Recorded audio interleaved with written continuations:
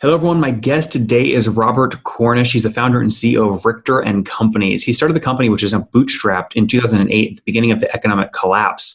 Currently, he owns 6 companies and made the Inc. 5000 list 5 consecutive years. Today, he works with many of the largest B2B companies in the world. Robert, you ready to take us to the top? Ready to go. All right. So tell us how you're working with so many of the largest B2B SaaS companies in the world.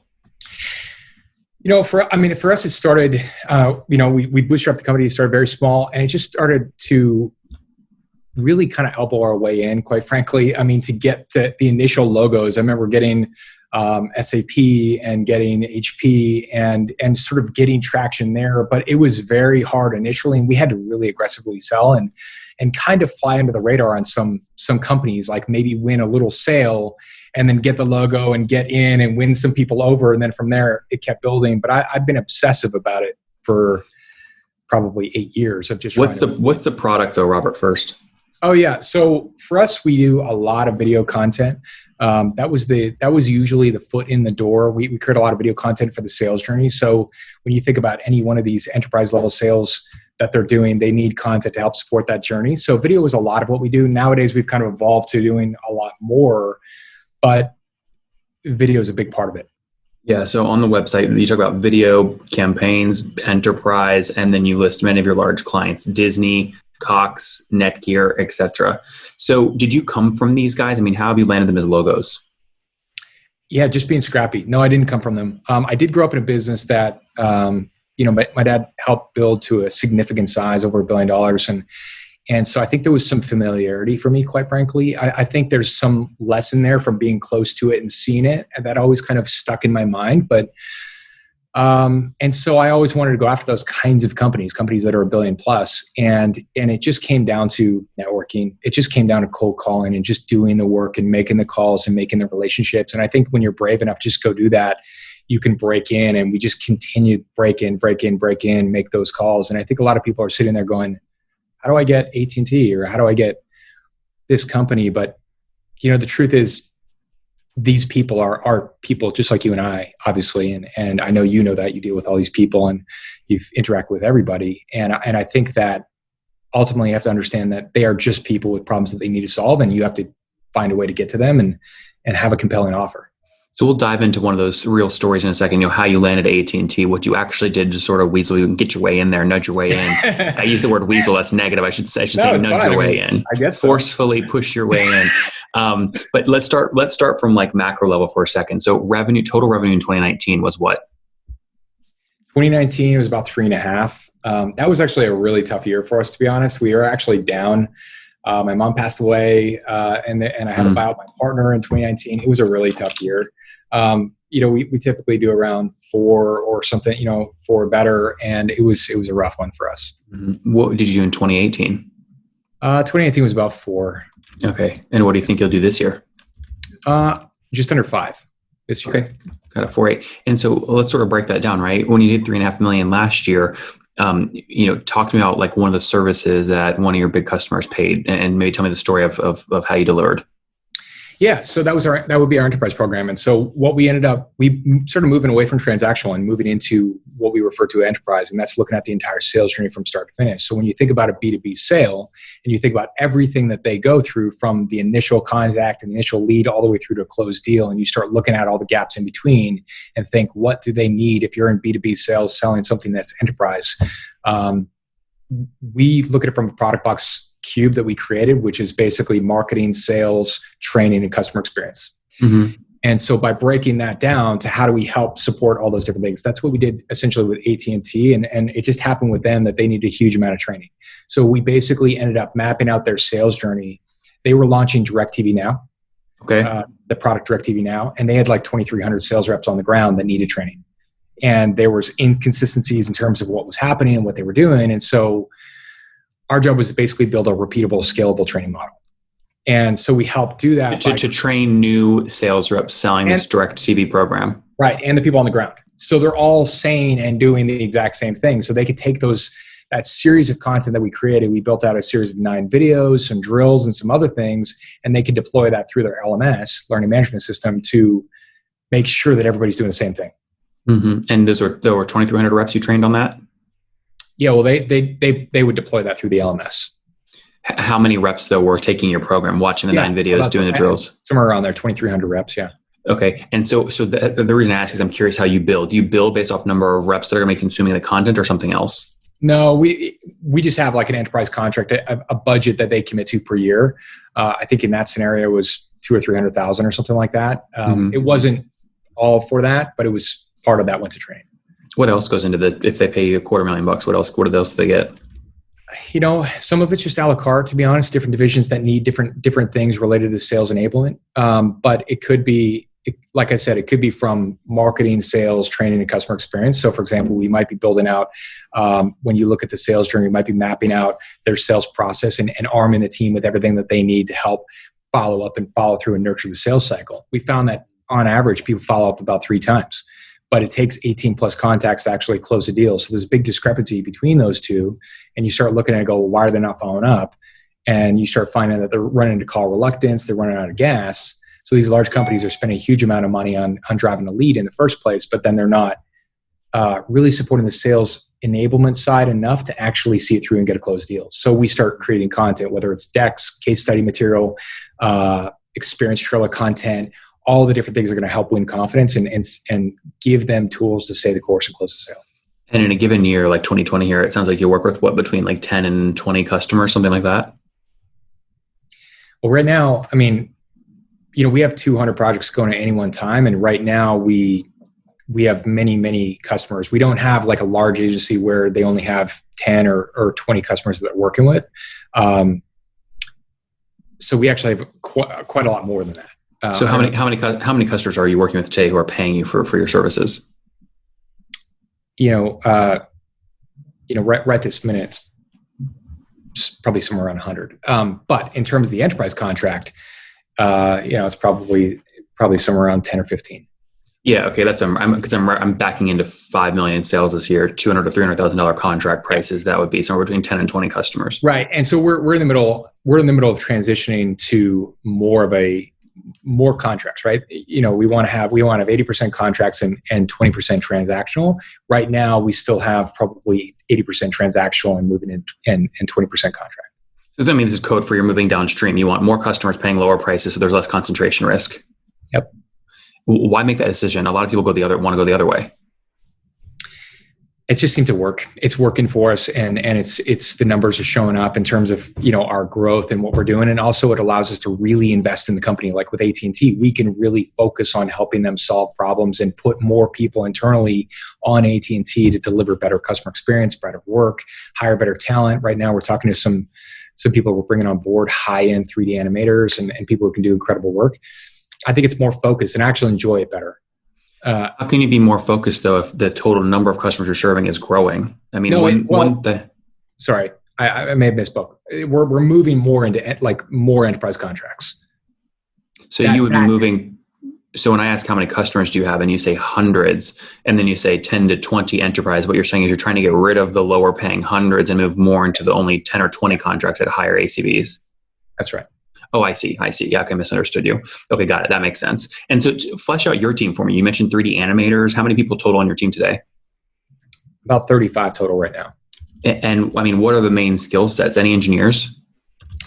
No engineers, really talented, creative people. So for us, we have animators, we have videographers, we have audio engineers, we have copywriters and voiceover talent, all that kind of stuff. We're not doing any building or coding. We're doing things like animated banner ads and work like that for Dell. We're doing a lot of video content. Again, video is really huge these days, and it's only growing. And all the different vehicles in terms of where it can go is, as you know. Robert, what's the trick to video? So I have run so many tests around this. Like I have spent, $20,000 on one 60-second video. And then I've shot one on my cell phone and run an A/B test. And you know what? Many times the sloppier, cheaper, many would call uglier one performs better because it looks less produced, like I'm trying to hide something. You must get into this debate all the time with your customers. Where do you fall in terms of what video is working today and what's not? I used to say exactly what you said years and years ago. I used to say the exact same thing. And then we really started going heavy on it. But I think there's truth in what you said in both angles. I think that content creation and recording on your phone and doing that sort of rough, authentic piece has value. But at the same time, I think that when you're dealing with a Fortune 500 company and they have a specific pitch and their Microsoft Cloud, they're pitching their Microsoft Cloud, there's a level of professionalism and polish to the deck, into the pitch, and everything that's being presented to the audience. And I think it's very different. It comes down to the audience and who you're communicating to, and they're expecting the same way you would have a polished site, the same way you would have a polished deck or a polished webinar. It needs to say the right things in a way that's going to compel and move the audience. And I always say to people that I don't believe that clients are coming to us for video.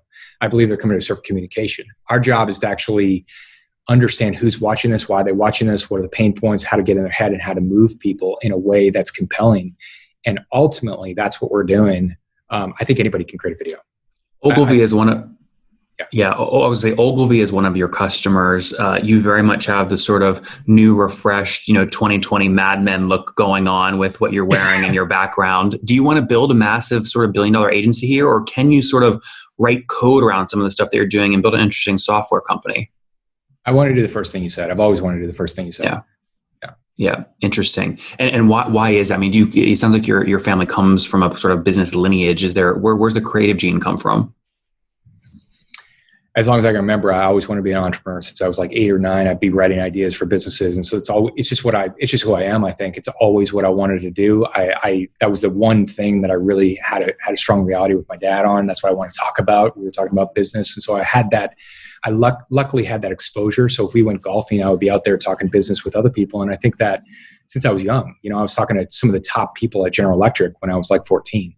And I just remember that. And I think for me, I just know it can be done. We now have a couple different companies we're building within Richter Group of companies. And I just think that's what I want to do. Robert, is your dad still with us today? No, he passed away this year. What was sort of the last time you talked business with him? What did you guys talk about? I think that he just stated how proud he was with what I'm doing. And I think that he just really respected and admired it and just, always encouraged me to do what I love doing. And I think that that's important. What did your parents do? We have a lot of entrepreneurs listening who are trying to raise entrepreneur kids. And it sounds like your parents did a great job with you. What were they telling you when you were 13 and 14 that made you feel confident enough to go talk to Dell sales executives that young? How did they raise you to think like an entrepreneur?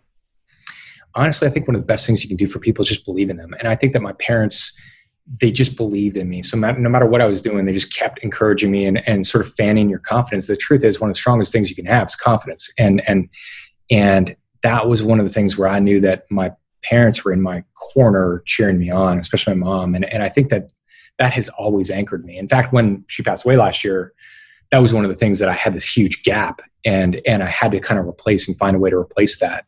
Because I didn't realize until then, a lot of what I was doing was for my folks, and you have to replace that. But I think confidence, if you're trying to teach your children, you got to teach them to be confident and believe in their own idea and see it through and not be dependent on you to do things for them. Do you remember one thing they actually said? So take the theory you just articulated and try and give me a real example of maybe something they said. Or do you have kids, something you tell your kids to make them feel confident? I encourage my kids to be problem solvers. I say an entrepreneur is a problem solver. And the one thing I talk about all the time, and if you know how to solve problems, like if you become a good problem solver, that alone will help build your confidence, and the two kind of connect. And if you know how to solve problems and you read enough, I've read probably 700 business books. I've written a business book myself. I'm constantly studying. What's the name of your book, Robert? What Works. Let's see it. There we go. Wait, hold it up. Give it some love. There we go. What Works, Robert Cornish. Very good.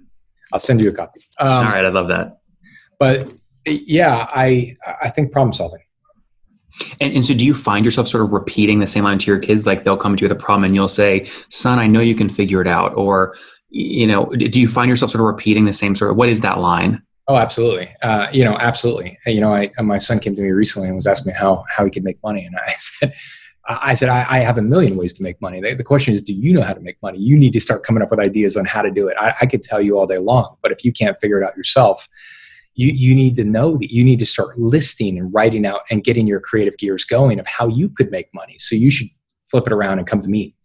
And I think that those kinds of things, I think as an entrepreneur, when you're teaching children, I think that it's important to challenge them and get them thinking in the right ways. So you have the mindset to build a company. And as you start shifting your mindset, then the ideas start coming in, as I'm sure you know, and that's going to help them be looking at things and asking themselves questions.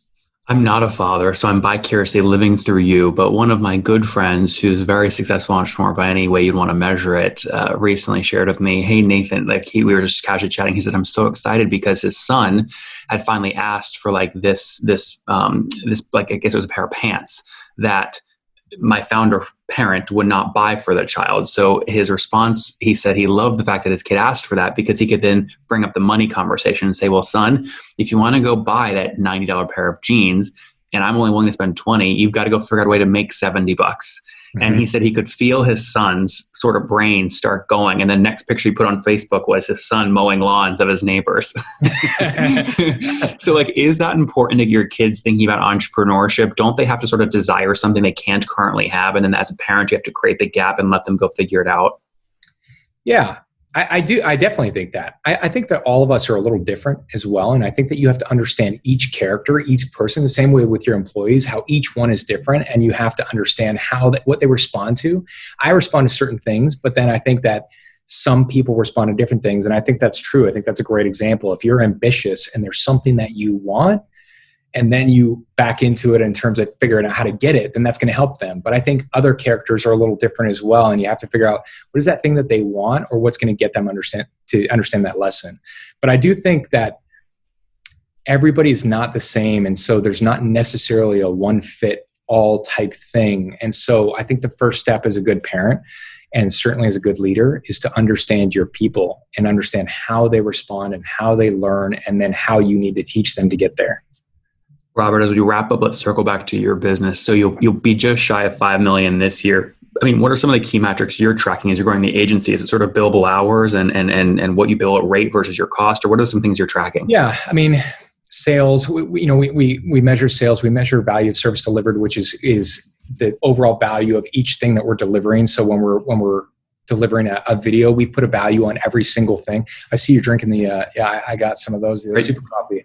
I mean, I could only have a couple sips in this thing. Do you know the brothers? Yeah. With Patrick Schwarzenegger. And then I reached out to them recently. Did you invest? No. Dude, I came across these guys 3 or 4 years ago in DC at a friend's dinner. Wow. And I had one and it did not taste anywhere near as good as it tastes now. And now I do a hot coffee in the morning. I have a podcast today. I do 30 back to back. I'll have a coffee in my morning sessions. And then I have 2 of these, one now, and then wait 3 hours and do another one. And my gosh, I have plenty of energy at the end of the day. I don't have to eat anything. It's great. Oh my gosh. I had half of one. And I'm already super wired as a person. I was like, I don't know if I could do this. They're going to break like $25 million in sales this year. It's incredible. It's incredible. It's really cool. Wild. I love what they're doing, actually. Yeah, wow. Anyways, that's super. If any of you guys want to check it out, there we go. That's Super Coffee. Super Coffee, yeah. Highly recommend. The 3 brothers out of DC, Jordan, Jake, and Jimmy, I think, if I'm getting that right. Jordan, Jake, and Jimmy. So get you or something. But incredible. So you're tracking outputs. You're tracking sort of value per video created. The reason I'm asking this question is we have a lot of agency owners who listen to this because a lot of SaaS companies start off as agencies. And one of the tricky things people are when they're building an agency that they're not sure how to measure is hiring people sort of ahead of the contracts coming in because you increase your fixed expenses and then have to pay basically. Well, for us, at this point, I'm obsessive on profitability and income versus outgo and kind of looking at balancing income versus outgo and make sure that when I say outgo, obviously expenses, but I think a lot of people get that out of whack, and we've got that out of the whack historically at different points, and it's scary. And you have to make sure that you have whatever gap you're comfortable. So whether you have a 40% trailing rate from your overall average income, you need to be paying attention. What is your average income? What is your 12-week average income? And what are your overall expenses? And having some kind of ratio that you keep in that helps tell you when you can hire more people. Yep. So on the 3-5 you did last year, were you break even or did you profit some? We profited a little bit last year. Yeah. That's good. And do you think are you basically sort of you're reinvesting everything right now for the next couple of years? You probably plan to be break even the next few years. Yeah. You know what? When this pandemic hit, I started getting really aggressive about like set asides and building a war chest and all that kind of stuff, because that was really interesting. Like at around February, I'm usually unflappable, but I got a little freaked out. And we made a commitment that we were not going to fire anyone whatsoever. We wanted to keep everybody on board and just keep going. And so we basically 4x'd everything that we were doing. I personally was making 50 plus phone calls per day. We started making cold calls, just whatever, everything. It got super aggressive. And we just paid off debt basically. And then we built up our war chest, and we're continuing to do that. And so everything that we're doing this year, it's actually, interesting enough, been a great year for us. What debt did you have? Did you bring debt to grow the business early on or something? Yeah. I mean, we had some lines of credit and different things like that. We had about $300,000 in just some debts at the beginning of the year, which we've paid off almost entirely, from February until now. And actually I had to buy out my partner last year. So that was part of that. Oh, debt. wow. Yeah. And last year was pretty tough, but we basically paid that off entirely. And then we're now, building up a pretty strong war chest, and we're just going to continue along that path, because you just don't know what's going to happen. And I think that it's actually been a great year in terms of a lesson and sort of really reinvigorating the work ethic. Resilience. Robert, let's wrap up here with the famous 5. Number 1, favorite business book. Oh, that is tough. I'm going to say What They Don't Teach You at Harvard Business School by Mark McCormick. Number 2, is there a CEO you're following or studying? I just finished the Bob Iger book, and I'm a huge fan. Yeah, Disney CEO. He just retired, but I'm just a huge fan of it. What he's done. Number 3, and I'm going to ask you to pick a tool that your animators and folks use to work together to generate videos. Pick a tool that you use aggressively in that part of the business. All of the Adobe creative tools. I mean, that's what I hear. You're cheating. They're a customer too, but okay, fine. Adobe creative tools. Yeah, I mean, but it's dominant. Yeah. Number 4, how many hours of sleep do you get every night? Probably 8 or more. I'm a huge advocate of sleep. I fully believe that. I think entrepreneurs should be getting their sleep, and that was a mistake I made early years. And I think it's a terrible investment. And Robert, what's your situation? Married, single, kids? Married with 3 kids. Oh my gosh, you're a busy guy. How old are you? 40. 40. Last question. What do you wish you knew when you were 20? What do I wish when I was 20? Something you wish you knew when you were 20. Maybe just that would simply all work out. That what I'm thinking in my head is actually what's going to happen. And I think that you didn't know. There's so many questions when you're 20 and you're going, geez, I don't know. What about this? What about that? And I think that just knowing that you're doing the right thing, just keep doing that. As Richter, we got Robert launched in 2008. They'll do about $5 million in revenue this year. They've got the business in a very healthy spot, paid off a bunch of debt, $300,000 worth. They're hyper-focusing on enterprise customers. Between 10 and 20 customers is who they'll work with. These are big contracts, $200,000 to $400,000 contracts with firms like AT&T. They're building videos, drills, and content for those sales teams and other departments that are then deployed through those companies' LMS to help get the tool distributed or the part of the company working more effectively. Robert, thanks for taking us to the top. Thanks. One more thing before you go. We have a brand new show every Thursday at 1 p.m. Central. It's called Shark Tank for SaaS. We call it Deal or Bust. One founder comes on, 3 hungry buyers, they try and do a deal live, and the founder shares back-end dashboards, their expenses, their revenue, ARPU, CAC, LTV, you name it, they share it. And the buyers try and make a deal live. It is fun to watch every Thursday, 1 p.m. Central. Additionally, remember, these recorded founder interviews go live. We release them here on YouTube every day at 2 p.m. Central. To make sure you don't miss any of that, make sure you click the subscribe button below here on YouTube, the big red button, and then click the little bell notification to make sure you get notifications when we do go live. I wouldn't want you to miss breaking news in the SaaS world, whether it's an acquisition, a big fundraise, a big sale, a big profitability statement, or something else. I don't want you to miss it. Additionally, if you want to take this conversation deeper and further, we have by far the largest private Slack community for B2B SaaS founders. You want to get in there. We've probably talked about your tool if you're running a company or your firm if you're investing. You can go in there and quickly search and see what people are saying. Sign up for that at nathanlatka.com in the meantime, I'm hanging out with you here on YouTube. I'll be in the comments for the next 30 minutes. Feel free to let me know what you thought about this episode. And if you enjoyed it, click the thumbs up. We get a lot of haters that are mad at how aggressive I am on these shows, but I do it so that we can all learn. We have to counter those people. We got to push them away. Click the thumbs up below to counter them and know that I appreciate your guys' support. All right, I'll be in the comments. See ya.